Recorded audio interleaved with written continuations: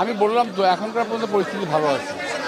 আপনি গত রাত্রে আপনার যে আশঙ্কা প্রকাশ করেছিলাম, এটা এক্সিকিউট কতটুকু হবে পরবর্তী পর্যায়ে বোঝা যাবে। আপনার প্রতিদ্বন্দ্বী প্রার্থী বলে গেছে এই কেন্দ্রে নাকি তার এজেন্ট ঢুকতে দেওয়া হয়নি কয়েক ঘন্টা, এবং কি হয়েছে এটা উনি ভালো বলতে পারবেন ওনার প্রার্থী সম্পর্কে, আমি বলতে পারবো না, বিকজ আমি মাত্র কিছুক্ষণ আগে বেরিয়েছি। বলছে আপনার কেন্দ্র, আপনি এখানে গায়ের জোরে তাদের প্রার্থীকে ঢুকতে দেননি, এজেন্টকে ঢুকতে দেননি। ভাই আমি তো এবার রিপ্লাই দিতে পারবো না, খামাখা তর্ক করতেছো কেন? আচ্ছা, আপনি তো বিভিন্ন তবে এটা ঠিক না।